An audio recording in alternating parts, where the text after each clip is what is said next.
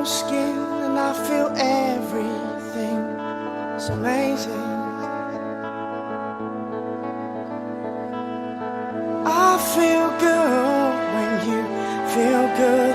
I knew I would. It's amazing. I've wanted this for so long. Now the deed has been done. We shall rise with the sun. Spend our time as one.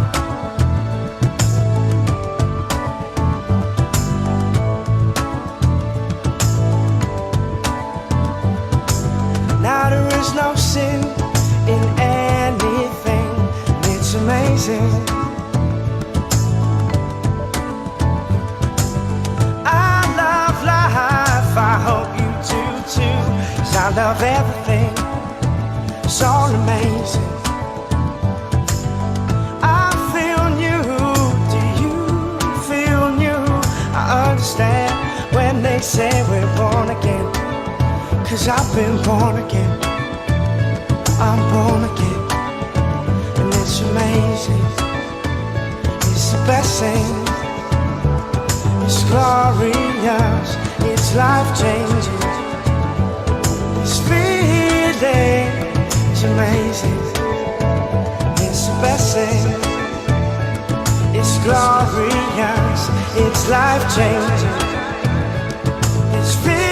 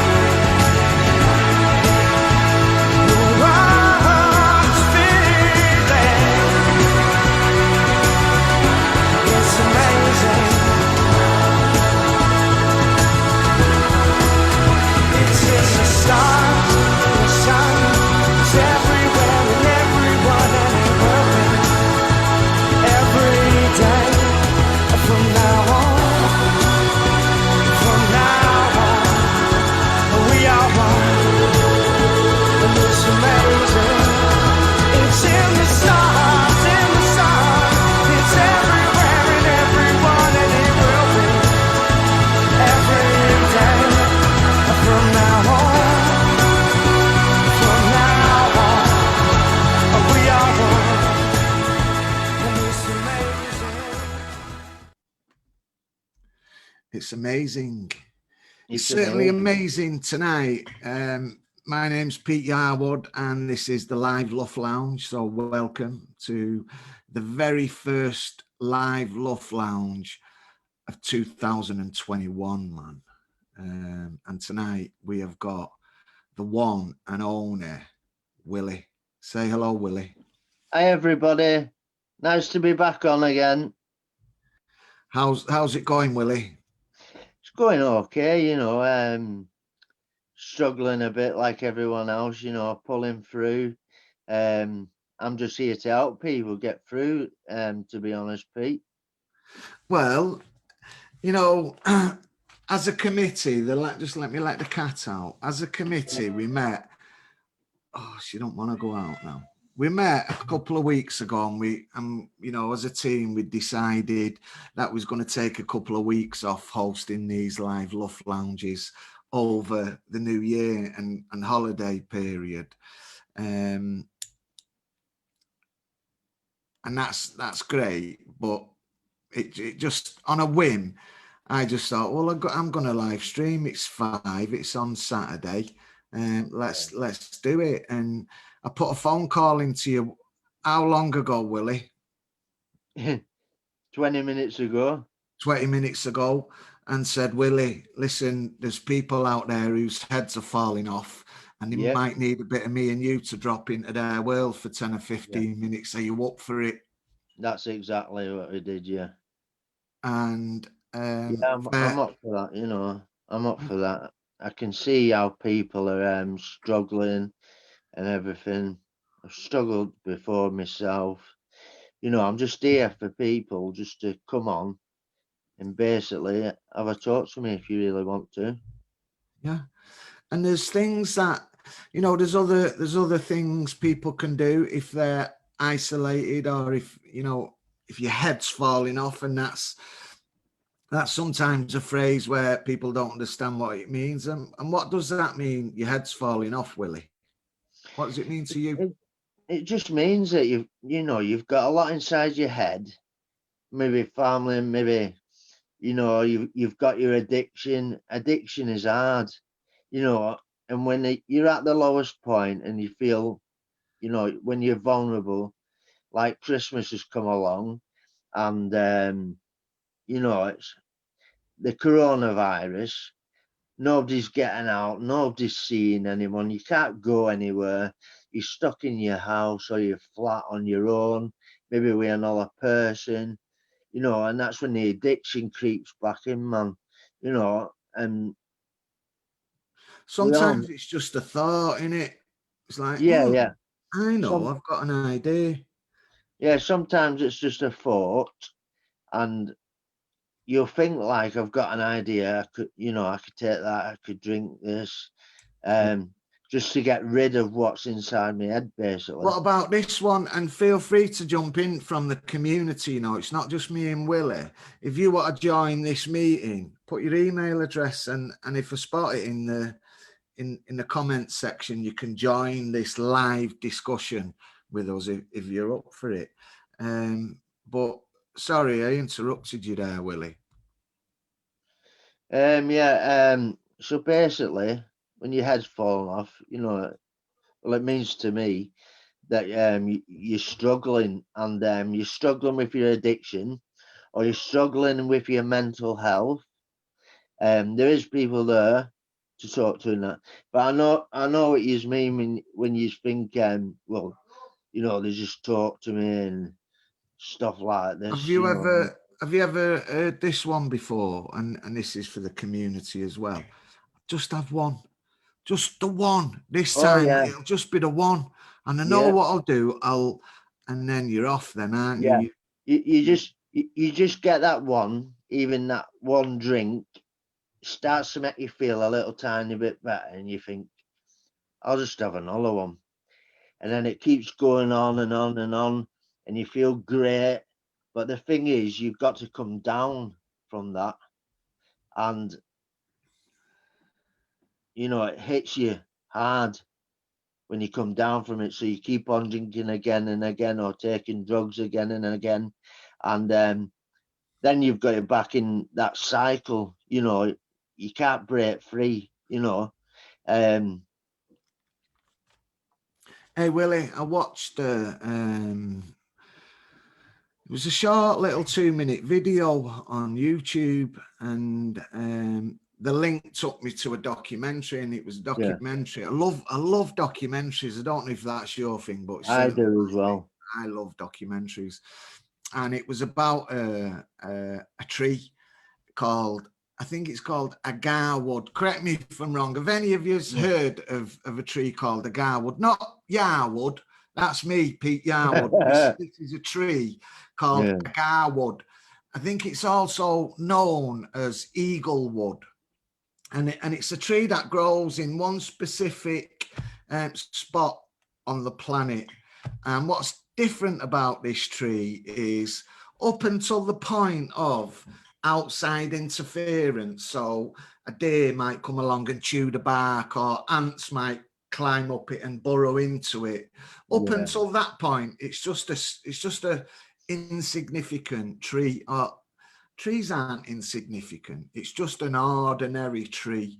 But when it gets damaged, it sets off a reaction inside the tree, and something happens to it, and it changes it. It damages it. That's true, but it changes it, and that's when that tree goes from being an ordinary tree to something that costs, I think it's as much as £1,000 a kilo of wood, agarwood. To buy it might even be as much as £100,000. You tell me. I don't know, but I'm just going to go on a conservative estimate and say for a kilo of agarwood, it costs about £1,000. And how you get this tree from being an ordinary tree to agarwood is when it gets damaged. is when an outside force comes and either chews the bark or it sets off a chemical reaction within the tree, and it makes this tree become so valuable because they burn it as incense and they make perfume out of it. But up until that tree is damaged, it's just an ordinary tree. And it kind of got me thinking, sometimes we don't show people our hurt and our harm, do we? We hide it away, we cover it up. And, you know, that's for many different reasons, really. But I think when you do that, you're robbing yourself of I suppose, the ability to explore how beautiful you are as a person. And I suppose for me, it got me thinking around, I tried to hide my past of, you know, criminality, of addiction. I tried to cover it up, but it wasn't until I accepted, okay, I've got a past and it's not brilliant. You know, I wouldn't have painted that picture that way, but it is the way it is. And once I accepted that, I found so much freedom from it. And I suppose that set me off on a journey. And I see that time and time again, you know, when people start to realize that sometimes the hurt they've got in their life and the harm that they've experienced is the very thing that they need to sustain their future journey or to help somebody else. But if you hide it away, I don't think you fully explore it. But I don't know, that was just my thought, Willie. What do you think about that? You know, piece of you're right there, Pete. You know, you're very right. It's like my mental health, with my mental health, like I was hiding it all the time, and you know, I was just like lying to myself, you know what I mean? I was just, I don't know, I had addiction, and but when you step back from it, you see everything, do you know what I mean? You see it all. But can you see how something which caused a bit of damage to that tree has actually made that tree even more valuable? Yeah. It's made it something everybody wants. And I think when you've got a lived experience of mental health, of the criminal justice system, of substance misuse, I think that qualifies you. Not only that, but that actually qualifies you far more than, and we hear it all the time, don't we? We know, we work with people who have a belief that unless you've walked in my shoes, you can't possibly understand where I've come from.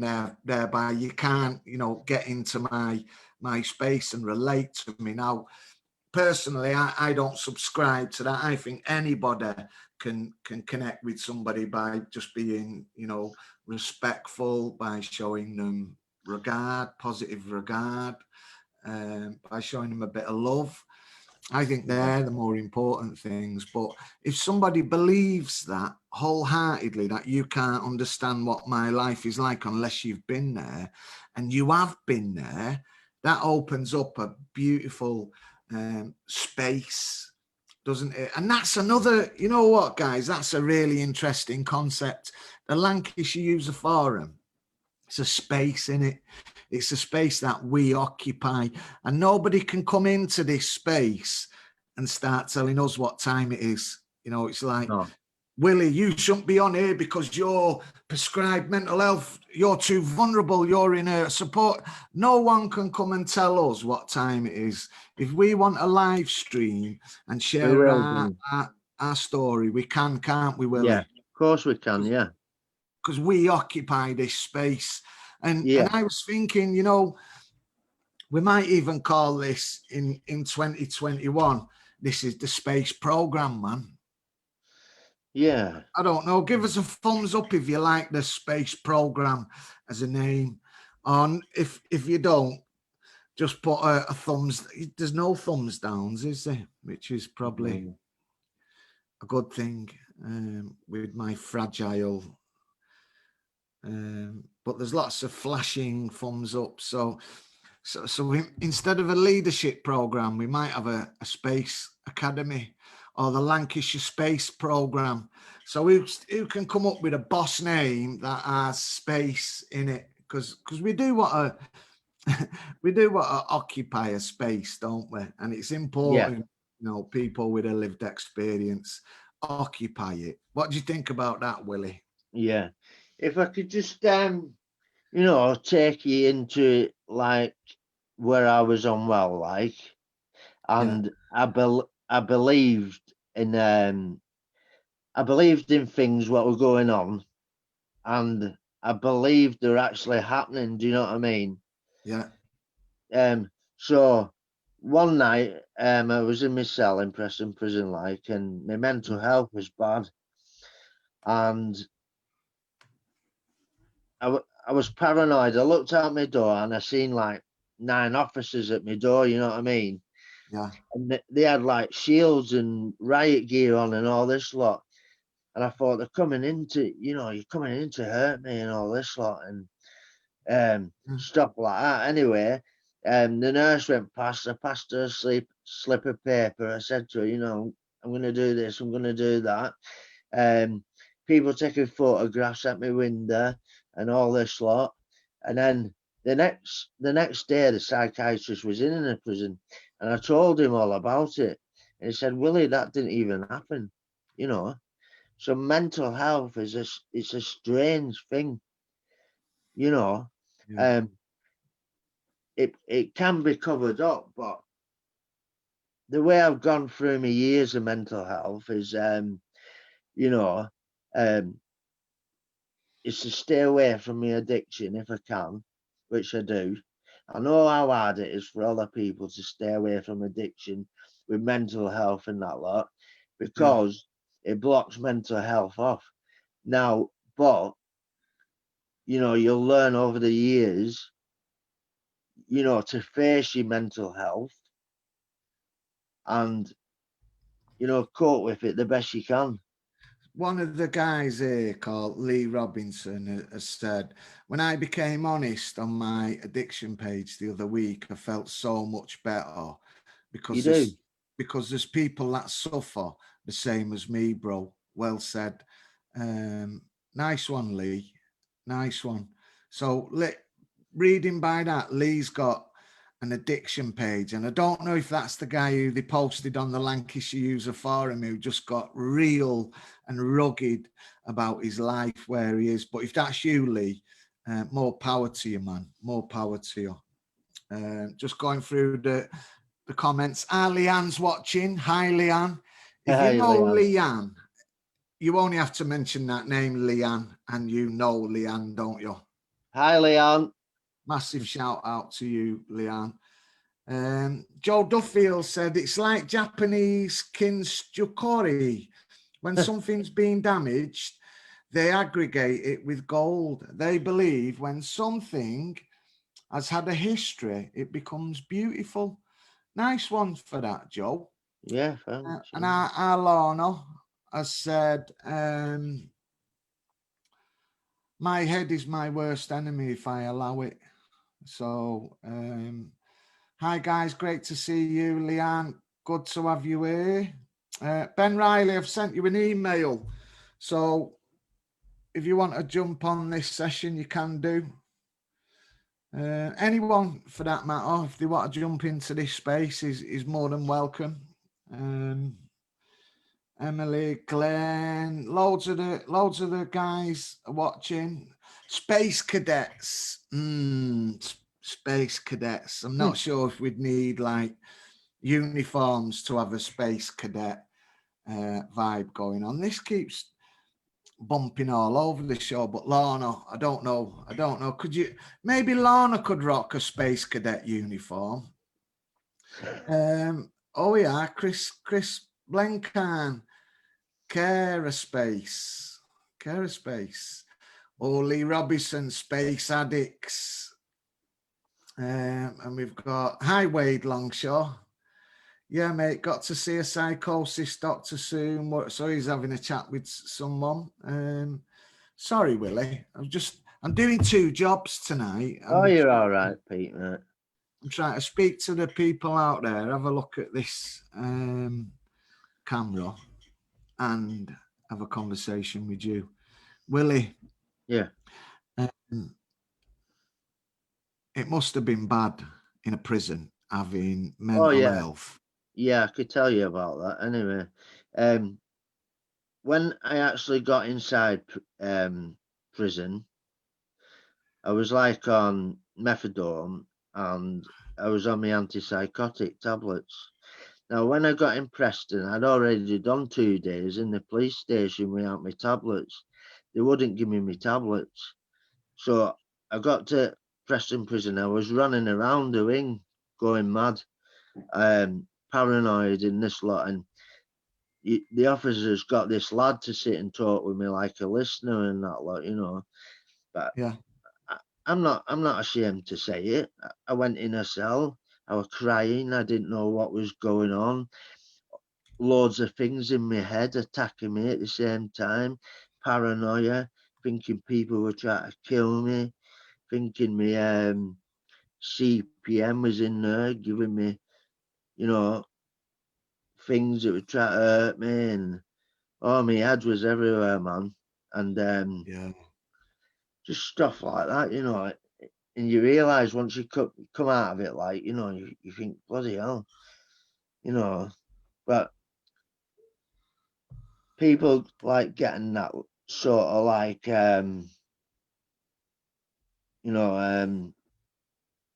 struggling.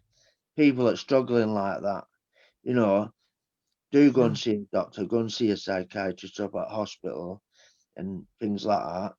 And you know, I know how he's all feeling, and I just feel sad that things like that's going on. Do you know what I mean? Things well, like you're not that. on your own. You don't have to be on your own. So I know one of our guys is heavily driving what's called Puzzle Productions. So on a Hiya Libby, my daughter's watching. Hiya Libby, shout out to you. Puzzle Productions at 11 o'clock on a Monday morning. You can go on to Red Rose Recovery's website and click on the What's On page, and that'll give you the link to Puzzle Productions, and you can be a part of that community. Some of the email, I'll get round to these emails in a second. But if you're behind enemy lines, if you're struggling with your own thoughts, with your own demons, with consequences of your, behaviors, then go along to the website. There's a multitude of groups and things to do, even now in lockdown. So this might be a bit risky. It just says iPhone guest. So I'm hoping that somebody who's rang the front doorbell is someone we know. So should we let him in, Willie? Yeah. All right, let's let him in. Let's see who it is. Oh, it's Ben SOS Riley, man. Go for it, Ben. 1 second, let me get you on the earphones, gang. Just 1 second. Peter Yarwood. How you doing, mate? I'm good, man. Are you? Yeah, I am. Yeah. Oh, hold on. We've got another. Somebody's at the door. Okay. Rang the doorbell. Should we let him in? Let him in. Why not? It's our very own It's Emily. not the police. It's not the police, is it, Pete? Not these. Not these days. No. No. Yeah, if they do knock on the door, we'll let them in as well. Why not? So I'm sure I clicked, or I might have not let her in. I might have clicked. Oh, we've got to let her in. Oh, come on. Hold on. Right, I'm just going to get you. Hiya, Emily. Hiya. I am. Hello. Come on, Emily. I just want to say, when I saw Willie on here, I just want to thank Willie. I am not joking, right? He has messaged me every single day to ask me if I'm okay. He's cheered me up. He sent me funny pictures, and he's just been an absolute, he's amazing. And I can't wait to read some stuff. I can't wait. Solomon. And I just want to thank him because every single day, Yeah, I'll see you on Tuesday. See you soon. messages me to check in with me to see if I'm all right. He's a superstar. Thank you, Emily. It's important that, you know, just knowing that somebody. Yeah, I know, Pete. Yeah, I'm glad. I just, you know, I'm there for it. You know what I mean? Because she's a good friend to me. You know. We have a giggle. He comes on all groups. He makes us smile, and I'm so glad that this is on tonight because there's so many people that have struggled over this period. It's been, you know, it's been tough times for a lot of people, and I think Red Rose have reached out to all these people. We've all been this big family, and we've just looked after each other, and we've just supported each other, and that's what I love about it. It's literally just one big family, and everybody just reaches out to everybody else and just supports them, and I just think it's brilliant. I was saying in the committee meeting a couple of weeks ago, we agreed we was going to take a couple of weeks break over the holiday period. And then Chris, one of my pals, shout out Chris Rowlands, you dirty gecko, you dirty gecko. Shout out Chris Rowlands though. He put a post on saying, you know, is it happening this Friday at 5? Is the LUF Lounge going? And I just thought, oh, do you know what?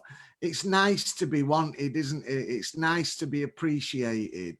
It is, and just like you said there, Emily, there's probably lots of people who don't actively engage, but still get enjoyment from being a part of it in some way. It is. It's amazing. Honestly, the WhatsApp groups have been going mad. Everyone's just been reaching out. If anyone's been struggling, they've put it on there, and then someone's rang them, someone's video called them, and we've just picked each other up, and it's just been amazing. It really, really has. I'm just so grateful, and I can't wait to start work on Tuesday. Woo! Okay, let's just drill down into that then, because go on, Emily. Tell us that story then. How have you got to start work on Tuesday? What's that about? I haven't got, honest to God, I came here a few months ago as a service user because I'd relapsed. So my last drink was February the 7th, so I'll have done a year then, hopefully. And I came on and did a life story after a few meetings, got offered to do the boot camp, but obviously we've had COVID, so it's been hard. Applied to be a volunteer, and then a job position came up, so I applied for that and I've got the post, so I'm really excited. And I just think it's mad that I never thought that being an addict and being in police cells and hospitals and dealing with mental health, that somebody believe in me and give me a job. And it's madness, because you'd never think that people will actually accept you, and it's just so lovely. So I'm so excited. I'm a bit nervous because I want to get it right, but it's fine because I've got a brilliant group of people behind me that are going to support me. I'm going to be with the East Lancs team, so I'm really, really excited, and it's like it's a new start for me. It's a new year, a new start, and I just hope that I can help other people like they help me, and obviously I'll still be doing the groups myself and accessing the support that I need to keep me in recovery. So yeah, I'm really, really pleased. Go on, love. Well done, Emily. Yeah, well amazing, done. Amazing work. What's the position that you've gone for, Emily? What position will you be taking? Well, I'm going to be facilitating some groups, and I'm going to be getting other people referred to me, and then I'll signpost them to the relevant people and support them. So yeah, that's as much as I know at the moment. So it'll be helping facilitate some groups. Because of the COVID, obviously, we're all still doing everything via Zoom. So yeah, but I go and pick my equipment up on Tuesday and start my first day's work. So can't wait. Amazing news. With an iPhone, aren't you? Not a bad starter package, that. That's not an iPhone. Have you got any more positions going, Peter? What? No. Now I hear you're getting an iPhone. Honest, that's just, do you know, that's just a part of it. I think what's important is we get the support and the training element right. And I think we've got a good relapse prevention strategy. All of this is en route to you, and I know we'll have to do it a little bit different because of COVID, but we'll have a good relapse prevention strategy. That's the first thing. And then, you know, if the worst ever does happen, we've got a lot of experience in supporting people through that, but also the training around supervision, the training around your role, all of that you can have access to. I know recently we've just secured funding to access independent, you know, private clinical supervision from a very well respected organisation that we outsource our clinical supervision to those guys. So there's no fear that anything you say will come back to your employer. That's a space for you to work through some of your personal stuff, but also some of your professional practice. And I would say access that, because you know we've invested a significant amount of resource for that, and our dream is to do more of that. You know, we want to create more opportunities for Emily's, and you know, in 12 months time, Emily, our hopes are that you will have people who are looking to you for that supervision, Yeah, for that hopefully. guidance. Yeah, and do you know what is amazing about this forum as well is my mum comes on every Saturday and watches it, and she's so proud, and she sees all these people that are, you know, going through the same as what she saw me going through, but she doesn't have to feel that pain anymore and watch her daughter in bedlam. You know, she doesn't have to see that anymore, and she's been there with me through thick and thin, and she's seen me at my worst. You know, she's sat in courtrooms, and it's just the most horrendous thing that I've had to put her through, you know, and the police ringing her and things like that. It's just horrific, but she's, you know, she's able to see me now thriving and doing well, and you know, start this new job, and like I say, she clicks on and watches and supports everybody, and I just think it's great because it's a family. Yeah, hi Judy. All right, Hi Mum. Hi Judy. But it's a family disease, and you know, and what I like about Red Rose is that everybody is involved. The children, we have the fun groups on a Friday. My children can come on, they can take part in the quizzes, and it's just amazing because then they get to see, you know, that like you say, mum's getting well, or dad, or whoever, auntie, uncle, that, and it's nice because you involve every single person on this journey. And I just, what do you think about that that tree? I was talking about that agarwood, and how when it gets hurt, when it gets damaged, that's the very thing that makes it valuable. I do. I think that's really important. I'd never heard that actually before. Where was that from? Where have you heard that from? It's just an ordinary tree that grows somewhere in the world, but it's called agarwood or eaglewood. So anyone who's been on training with Emma Daggers will know about the eagles and the chickens. But I suppose when I seen that, I just thought we shouldn't have to hide away our shame, because addiction carries shame with it, doesn't it? You know, mental health carries shame and stigma. We shouldn't have to hide that away, man, because that is actually the very thing that people need to see.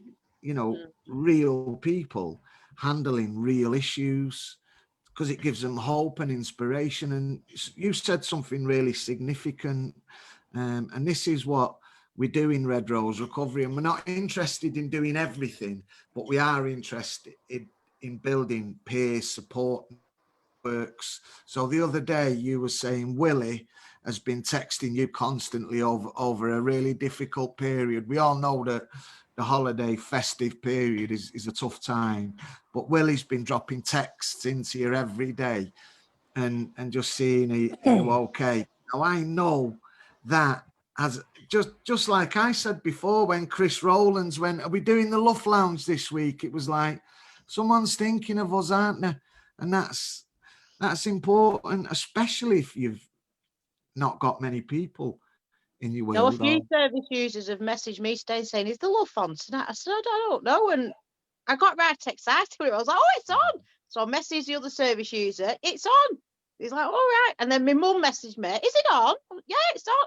You know, so it's good. And then obviously, you know me, I like to have a bit of limelight. I saw Willie, I was like, "Oh, Willie's on!" I have to say thank you. I And know. but honestly, and he's messaged other people. He just checks in on everybody. Now that's just so beautiful that he can do that. But I suppose on the exterior, if you're seeing Willie and you didn't know him, you might be a bit like, oh, you know what I mean? But he's a soft, old, gentle, kind-hearted soul, aren't you, Willie?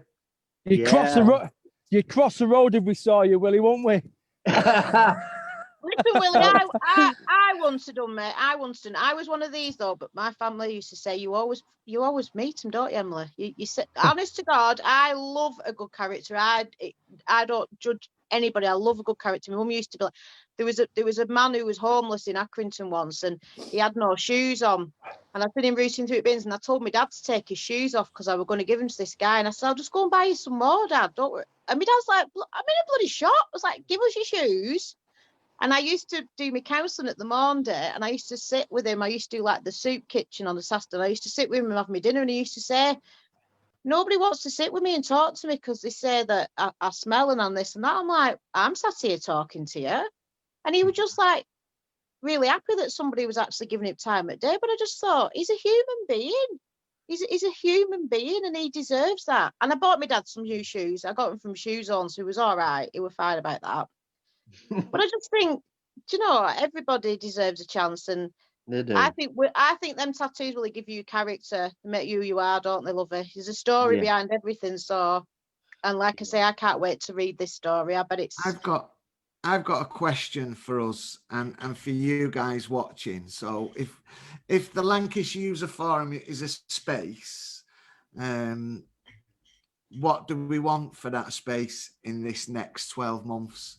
And how can we hold ourselves accountable so it's not just hot air, we're not just flapping our gums, we actually attach some hands and feet to it. So, you know, my question is, what do we want to do this year? What are the goals we want to set? Where do we want to be? You know, is it more employment?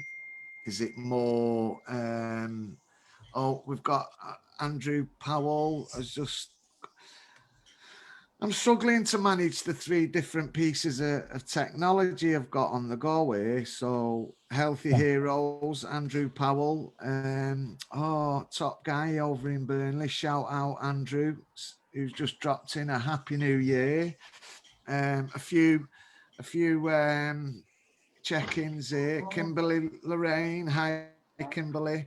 Becky Louise Marshall, Jim Burns, Katie Mason, hey family, Lana, David Simpson, man, is a top fan.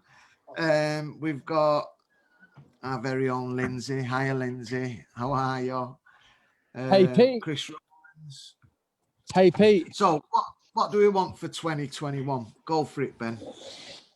What I wanted to know is, how are you finding setting goals during the lockdown period? Are you just setting micro goals and going with the flow, or have you got any kind of goals for the foreseeable, you know, into September, October? How are you setting goals and managing with the lockdown rules and regulations, mate? That's just hold that thought, because I don't want to miss this text what's just come through from Andrew Powell at Healthy Hero. So Andrew has asked, can you get on this space next week for the Healthy Heroes? So I'm probably going to say yeah, but I'll need to check it with the boss. Bev is the boss. Shout out Bev Watson. And Emily, do you think he's got a chance of getting on next week, Andrew Powell? Because your show is next week, isn't it? Yeah, don't worry. Me and Bev will sort it out. If he wants to get on this show, then he needs to get on this show and tell us what he wants to share with the community. There you go. Well, Andrew Powell has just opened up an accommodation, supported accommodation for for people who've served in the armed forces. So that's going to be a.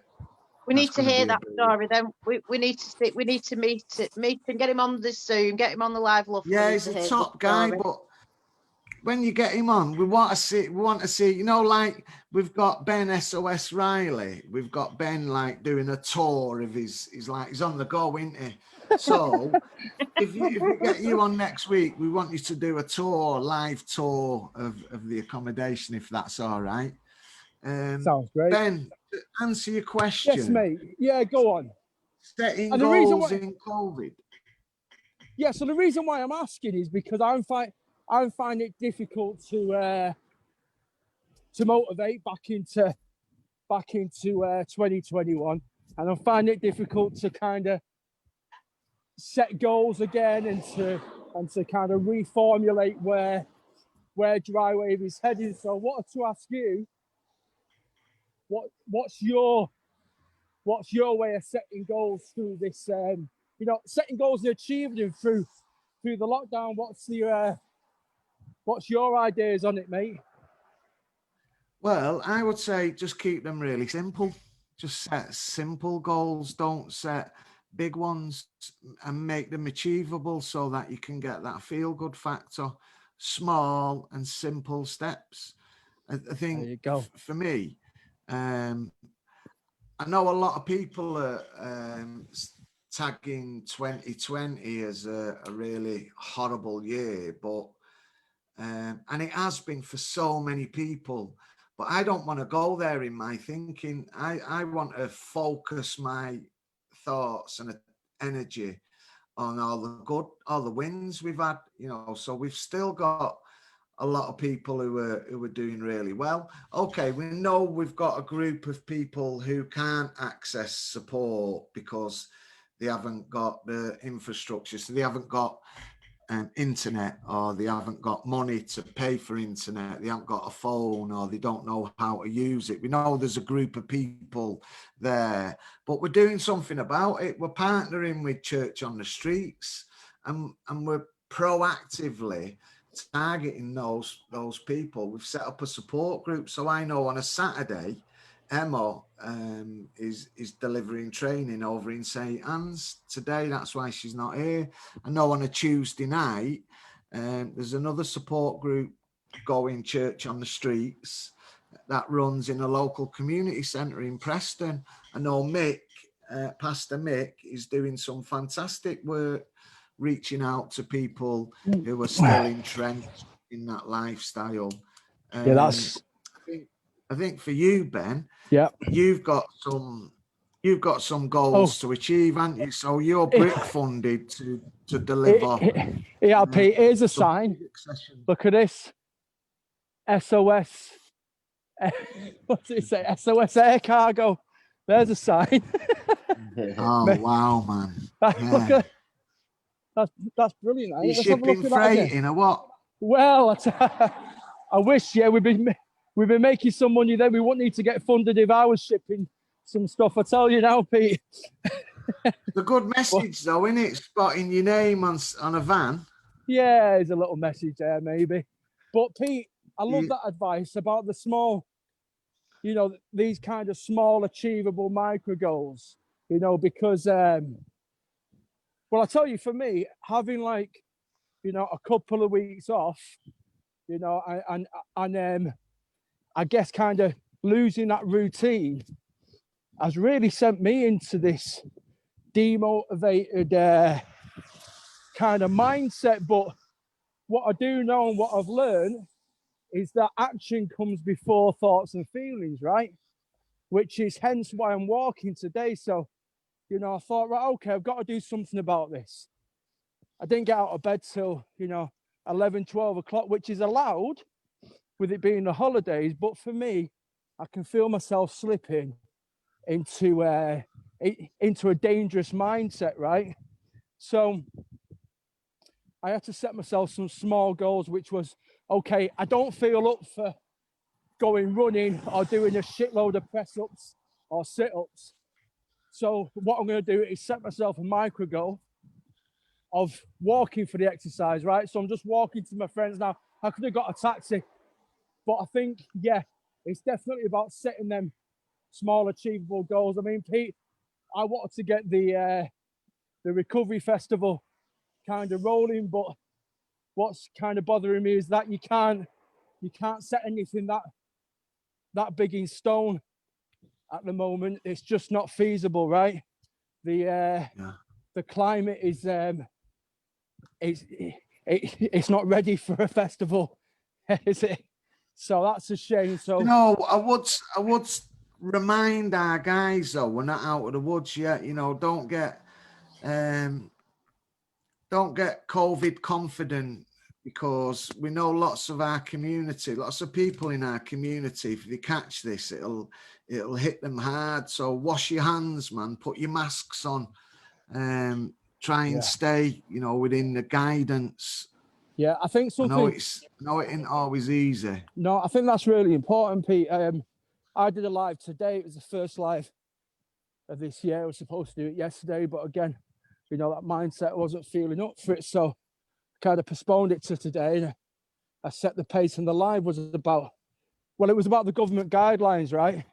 I think there's a lot of misinformation that's going down. You know, people are reading the papers and listening to the news, and that's not always the best information. And I know there's a lot of different thoughts and feelings around what COVID is, but I think the point I'm trying to make is that people feel that they need to sit in and not come out of the house for the foreseeable future, which isn't the case, right? So I went onto the government website and just spoke about some of the actual guidelines. You know, if anybody's capable of setting up some small subgroups, maybe it's part of Narcotics Anonymous, maybe it's Red Rose Recovery, maybe it's under the Dry Wave name, or setting up subgroups within your community. So literally getting hold of, I don't know, maybe it's a church or your local community centre, and asking them for a spare hour to set up small subgroups of 15 people or less. That is allowed, right? So I think we did a call, we did a call to action on the live today, which is like, yo, if you feel capable of setting up some small subgroups, or maybe it's even some digital subgroups, but like you said before, Pete, there's loads of people out there that just haven't got access to digital, you know, social media platforms because of, you know, whatever the reason. But some people haven't got access to a bite to eat. Exactly. Never mind an internet connection. They haven't got access to their next meal. Yeah, absolutely, Pete. And I think, you know, I know when I was in the thick of it, fucking hell, the last thing I was thinking about was going getting some internet. I wanted to get 60p for the phone box, right? You know, so I could ring my next score up. If anyone can ID with that, just message in now. And also, if you sat at home and not sharing this, well, just press that share button now, guys, because it is super, super important that if you press that little share button and just share to your page, then it really helps Red Rose Recovery and the rest of the guys that are sharing a message of hope, you know, experience and strength. If you press that share button, it helps us get around to the people that really, really need it. So don't sit at home, don't be shy. I'm going to dare you to share right now. So let's get that share button pressed and get that number going up, right? But, you know, it's lovely to... Pete, how was your New Year and Christmas, man? You know, it was brilliant. Honestly, it was absolutely brilliant. I can't grumble. Honestly, I cannot grumble. I mean, these are the gifts of recovery. I think sometimes we find it difficult to share the gifts of recovery because, if you're anything like me, I really empathise with people that don't have it. So I kind of want to stay away from sharing the gifts, but that really is a gift to have that time with your family and because I know your story, Pete, and it wasn't always like that. So what was the most memorable part of this this Christmas and New Year, Pete? I think I wouldn't be real if I didn't mention losing someone who was really close to, you know when you have a connection with somebody. A family member of mine took his own life. He committed suicide. And I knew as soon, even though he's all the way in Manchester, and I've not spoke to him for years. I knew he'd passed on. Wow. I just knew it. And I'm really gutted that I do all this work around, in this area, but somebody who was actually a relative of mine wasn't able to tap into it. God, that's so sad, Pete. It really is, and that's the truth, isn't it? Life goes on, and I think it's like he made a decision, and he didn't know any other way out of it. And what saddens me is I know there's another way out of it, but you've just got to you've got to want it bad enough. And sometimes some people aren't willing to pay the price because there's a cost as well. There is a cost. It's a sacrifice, Pete. It's a sacrifice. It's a leap of faith because, I know for me that fucking hell, I was completely surrounded by addicts and alcoholics. There was nobody in recovery where I was. It was. Sorry, I missed that. Could you say it again, please?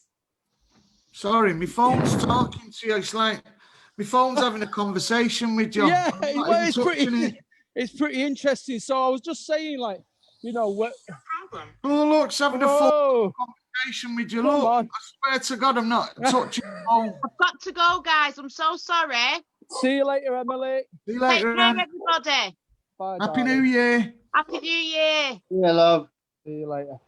So that's so where I was at, there was nobody in recovery. I was surrounded by addicts and alcoholics, and it was really a leap of faith that I had to take in order to get clean. And it was a sacrifice because bear in mind that I couldn't breathe. My COPD had left me with 33% lung capacity. Today, that's not the case, by the way. I'm getting a lot better and a lot healthier, but so what's your lung capacity now? Well, I tell you what, I managed to do, so I didn't think that I'd be able to perform again, Pete. So obviously, I came into recovery 10 years ago and started a music career while in recovery.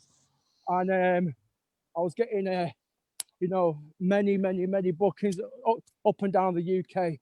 So I'd perform for maybe an hour, 2 hours a time. Hold on, Ben. Yeah? There's somebody at the door. Oh, hello. Let's let him in. Yeah. It's the wing commander. So Hiya, Pete, mate. who is it? It's Glenn. Hi, Glenn. It's our Glenn. You're all right, yeah? Nice one, Glenn. Ben was just in the middle of his flow. Yeah, so I was just in flow, Glenn. I was speaking about when I first came into recovery, I started to get bookings as an artist. So I get booked to perform for maybe an hour, 2 hours a time. I relapsed after 6 years, right? I then started smoking crack heavily. I saved up a lot of money and I spent all that money on crack cocaine, right? Plus a lot of other dodgy deals that I was doing. And that left me with COPD with 33% lung capacity. And I remember coming back into recovery and getting a booking to go and play in Manchester. And Pete, I could hardly breathe while I was doing it. And I thought, I am never going to be able to perform again. But so this was 2 years ago, but slowly and surely, I first went swimming, and slowly but surely, you know, I could only swim one length, and my head used to tell me, because I'd have old women and old men passing me, and my head used to tell me, it used to say, look at you, you're fucking shit, you're this, you're that, or let's say there was a nice girl that was swimming alongside me, then my head would tell me like, Ben, you'll never be able to get a girlfriend, you'll never be able to do this, you never. And I used to have to go past that. It was a form of meditation, and I guess a form of Zen, that I used to have to put action before my thoughts, and specifically before my feelings, right? So one length turned into 2 lengths, and then that turned into 10 lengths, and then I started to go to the gym, and I've just started running. So it's taken me 2 years, but about can I ask you a question? Yeah. Willie has written a book. Yes. Right, and he needs some help to get that book to market. Okay. So, Willie, how far are you with your book, Willie?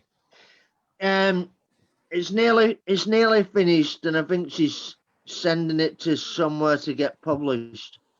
That's cool. Right, who's doing that for you? The manager here.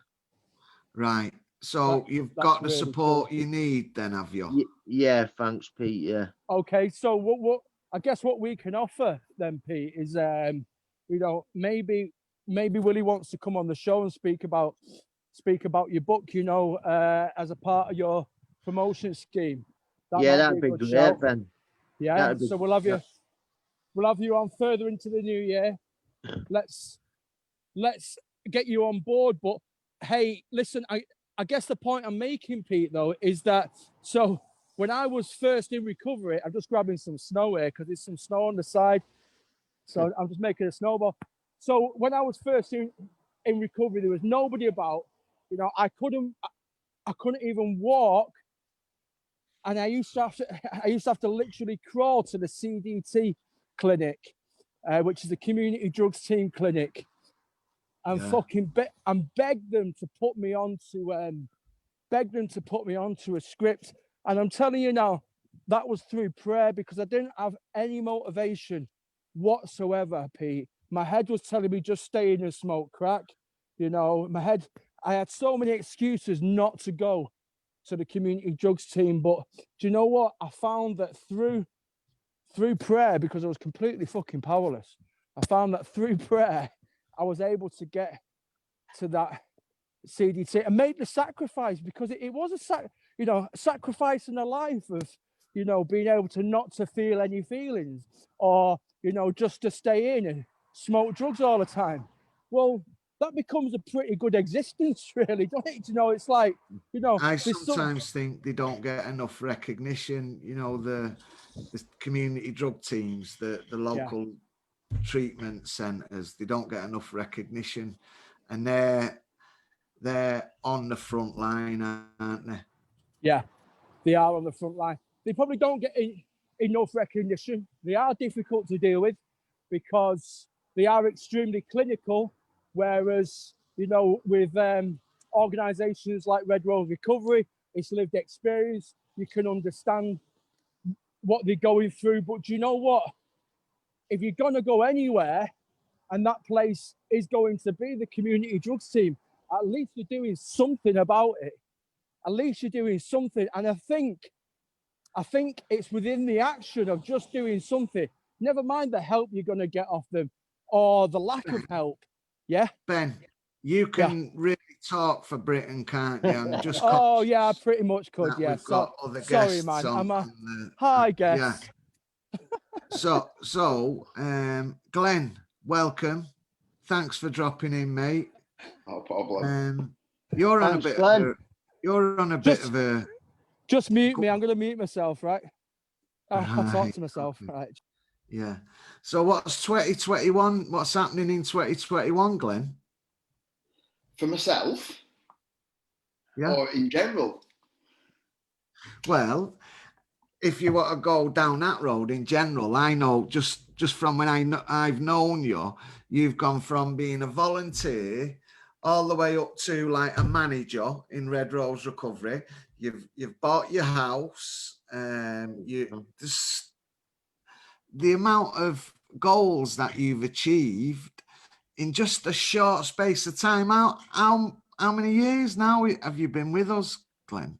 I started volunteering about 3 years ago, and then I got my first part-time job about two years ago. So it's been a bit of a whirlwind, to be fair. But what I said is, at the time when I did it, it was more about I didn't want a job at the time. It was more about my own well-being and giving me something to do and getting me out of the house and things like that. But because some people say, don't they? They say, "Oh, I'm not volunteering I'm not working for free." But it's like you've just perfectly illustrated that actually volunteering was giving you something money couldn't buy. It was improving your well-being. Yeah, because I'd had money in the past from doing things that I'm not proud of and stuff like that. But it didn't give me the happiness that I needed. So I tried to flip it on its head and started, and I had that perception myself of, why would I go out and volunteer for nothing? I could potentially earn that in a few hours doing stuff that I'm not proud of. But it was connecting with people that what I like the lived experience, and to be able to understand what I've gone through. And at that point, my mental health was on its knees, to be fair, and it wasn't visible, so it's not something you could see. People that seen me, I was just a normal guy, but internally, it was more about, I've been told I've never been able to walk. I've been in a wheelchair for 4 years. I just didn't know what to do with myself, so I thought to myself, and I remember, because my partner at the time, now my wife, she started to go and study. And it absolutely scared the living daylights out of me, because then I would have been on my own. So I thought to myself, I need to go and do something. So I started to study. So I followed in her tracks, and it wasn't because I wanted to get any qualifications at the time. It was just more about getting out and connecting, and that's what started my progress off, is being around normal people, that, because the role models and people that I'd grew up with were people that committed crime, in and out of jail, doing things that what normal people don't do. So when it's like a subsection of society, isn't there, that doesn't conform to the norms. Is he froze? Are you back with us? You broke up a bit then. I was just saying, there's a subsection of society, a group, a community of people who don't conform. They're not part of the system. They're always trying to work an angle. It's sorry. No, you're right. And I think I said it before. I went on to a group the other day, and I shared a bit of my life story, and what I was saying to him was that basically what you just said. It wasn't about the money, because I tried all that. I'd had money. I'd not had money. I'd been in and out of jail. I've lived both ends of it, I suppose. But now, I might not have a lot of money in my bank balance, but I've got a family. I've got my own house. I've got stuff that money can't buy. And I said, what I said to them was that when I go on the groups, they see it as sometimes that I'm facilitating them. See, I don't see it as that. I see it as though that I'm taking part in them groups as well, because I'm benefiting from them as well as they are, and it keeps me well as well. Well done, Glenn. We were talking before you come on about a tree, and this tree, when ants burrow into it, or when deer gnaw at the bark, it sets off a chemical reaction. The tree's defenses actually create a different compound in the wood, and it's called agar wood, and it's then something like £1,000 a kilo. It becomes really valuable. And what we're saying to people is, you know, that past experience of the negative way you've led your life. Don't let anybody tell you to be ashamed of that. We're saying there's a value to that, and we value it, certainly within the Lancashire User Forum and Red Rose Recovery, but also now in the sector, people that are valuing that real life lived experience. I was like, just conscious. Let me mute Ben while he's... No, actually, Peter Yagarwood, I'm actually at destination unknown, so I'm going to make some moves. But you lot take care. It's been a great discussion. Thanks for letting me in. Happy New Year, mate. Happy New Year, guys. I'll catch up soon. See you later, boys. Bye. Bye. Bye. See you guys. Bye. So I suppose my question to you, Willie, is do you know your value and what improves your well-being? My value is, I'd say, suffering what I have suffered with addiction and mental health. Going around places like the universities and the colleges I've been going round, talking to people about it, explaining what happens, explaining how people feel where they go to, you know. So I've got you know, there's a lot of people I've made tapes, I've done football, everything, you know. I've passed gym courses and NCFE levels and fitness. And my value to life is just where I'm at the moment. I feel brilliant, you know. So what improves your well-being?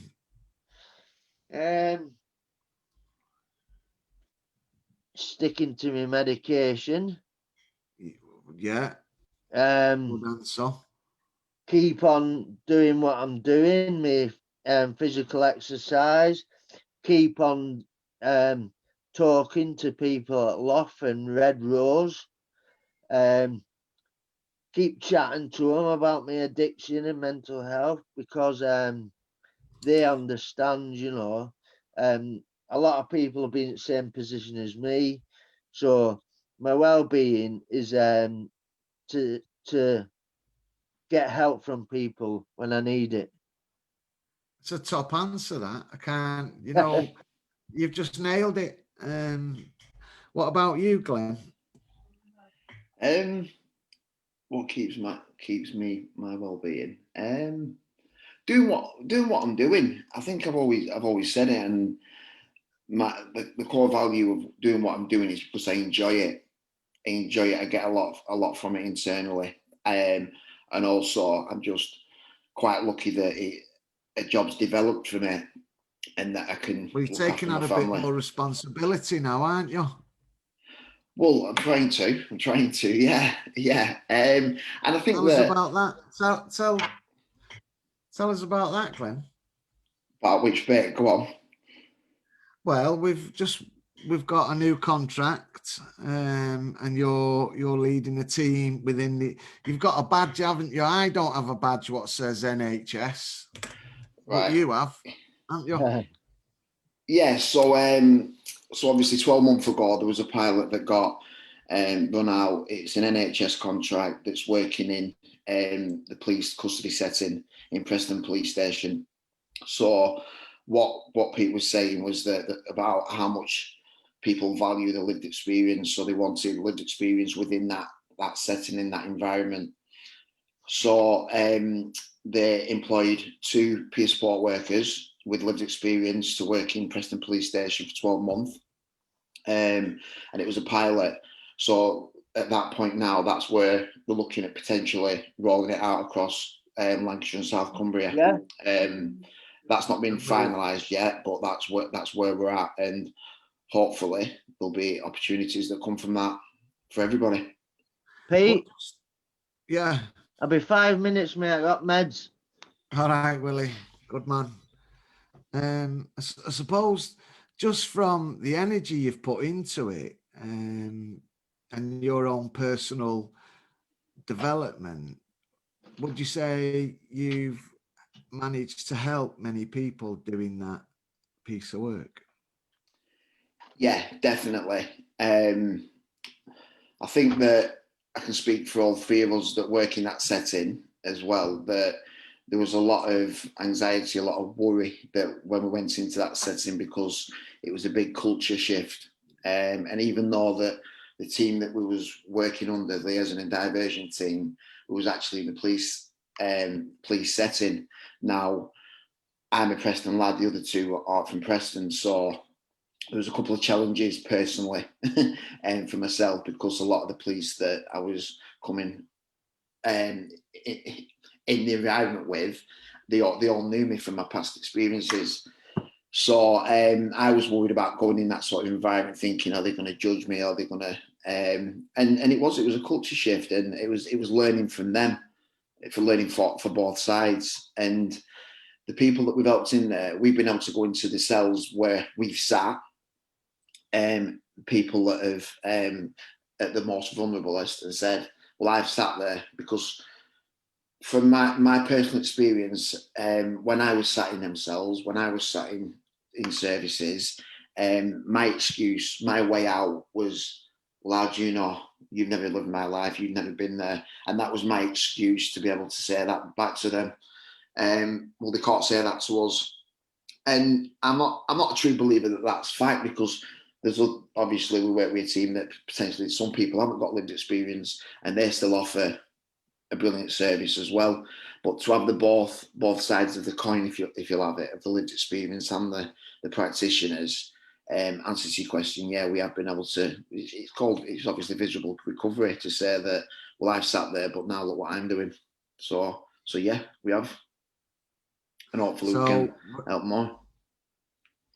Whilst we're helping people who are on the fringes of that mental health, substance misuse, criminal justice, we're also impacting the mindset of the sector, of some of the professionals. Now, I know some of the professionals are right behind you 100%, but you're probably coming into contact with others who aren't as enlightened in their thinking, and I know we've had to support a couple of our team members through just some of the processes to get in and do that work. That's sometimes been challenging, but I know why you do it, and it's for things like this.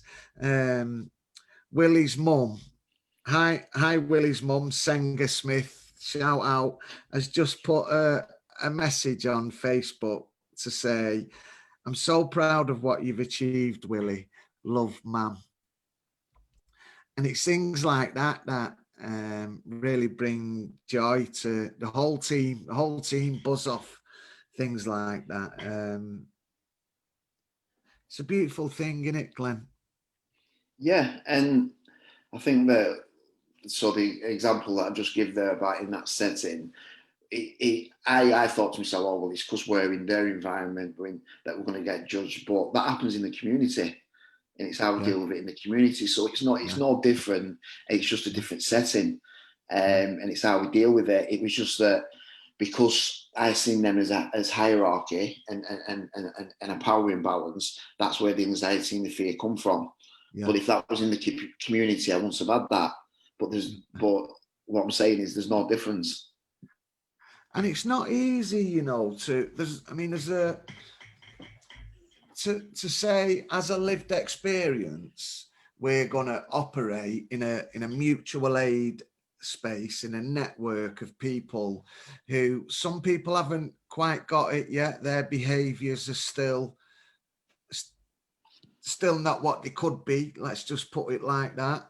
And we're occupying that space. We're walking shoulder to shoulder with some of these guys who haven't got, like Ben was saying earlier on, they've not got visible pro-social people in their world. They haven't got anyone who can show them a better way. And we're going into that space, and we're expected to manage that in a sense that keeps, you know, the clinical practitioners happy, but also doesn't create too much separation. It enables us to build a relationship while still maintain boundaries. It can be quite challenging for some, but I suppose, you know, one of the reasons why you've done so well is because you've adapted to those challenges, haven't you, Glenn? Yeah, I'd like to think so, and yeah, you have. And some of it's been quite difficult because, like you said, it's different settings, and I remember being in a meeting with you about a year ago, 18 months ago, give or take, with someone else, and we was acting in a way that you shouldn't act, I suppose, in meetings, but I never knew any different. And I remember you challenging us both in front of everyone. But if you hadn't put it in my awareness, then I couldn't adapt to them environments. So I was quite glad at the time. I might not have been, but if you don't put something into someone's awareness, then they can't change it. But you don't, and this is what separates, I think, people who are successful from people who aren't. At every point, you'd always said, look, if I'm doing something wrong, I want you to tell me about it. And sometimes that means we have to have courageous conversations, doesn't it? Yeah. And like you said, it's not about, I think challenge might be a strong word, but it's not, it's more about just constructive criticism or you're not having a go, you're just letting them know, because if you don't tell them, then they might take that into the communities, into the personal lives, into the professional lives. And it's like you said, if you don't know any different, you're not going to change, are you? And the other thing as well, I've never met, you know, considering people who've been through so much, you know, heartache in their life, to be so sensitive. You know, it's like, and I'm the biggest offender, me. I do something wrong and it's like I will beat myself rotten over it. And it's like, I might, like we were saying with Willie before, a rugged exterior, but a big softy on the inside. And I suppose that's just because I want to get it right. Yeah, totally agree with that. And I've lived that life for 40 years. I've portrayed something externally that I'm not, but internally I'm just totally opposite, and I'll mull things over for days and weeks and reflect on it, and that, I suppose that's a skill now that I see, because I'm not bothered about judgment coming from externally, because I judge myself more than anybody can judge the me. Key. What you've just said there is the key. You self-reflect, and what I see is some people, what they don't do is self-reflect. They deflect it and start telling you about yourself instead of going, hold on a minute, let's just have a look at, am I that? Is that right? How can I improve on that?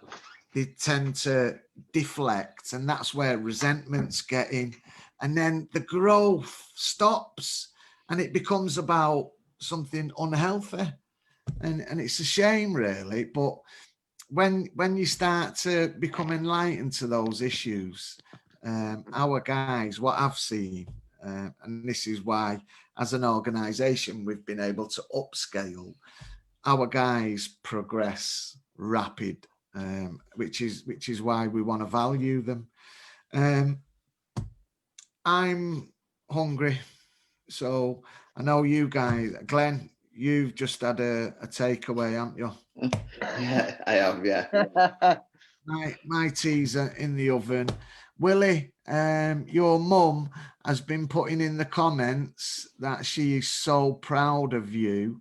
And I know when everybody reads that, the hearts just melt, because a mum is getting her son back, and a mum is coming on that journey with us in your recovery. we're all going on that journey in the same direction, and that's a beautiful thing, Willie. So I thank my mum. My mum's been there all the time for me. You know, she's fought for me. You know, when they've over medicated me, things like that. She's fought for me. You know, she was like bloody big dog with a bone. Yeah, mums are great, aren't they? Yeah. For those who are watching who haven't got a mum, my heart goes out to you. For those who are watching that have got a mum, phone her up and tell her you love her, or phone her up and do something nice for her. Because mums are great, and they need a little bit of love. Yeah. Okay, have we got any final thoughts as we lead the charge into 2021? What about something we're grateful for? And that's for the comments as well. Go on, Will, do you want to go first? I'm just grateful for being here and having my life the way it is, and you know, I'm just grateful to everybody that's helped me with my journey. You know, through my life, and I know this year's going to be better. Good man. About you, Glenn? I'm grateful that there's still people out there that believe in people, and because I think it's really important, because without that, so people believed in me and it helped me progress, because I didn't believe that I could do it myself. So and I see it now, people offering support on peer support groups, and they're there for each other, and so I'm grateful that there is still people out there that believe in people. I'm grateful for my team. You know, I'm part of a brilliant team in Red Rose Recovery, and we've got our leadership team is second to none. We've got a real strong leadership program. I'm grateful for.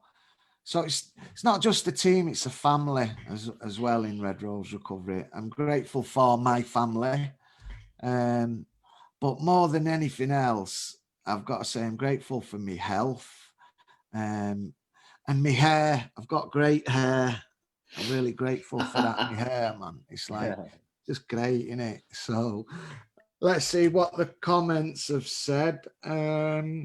So Jim Burns, grateful for sobriety.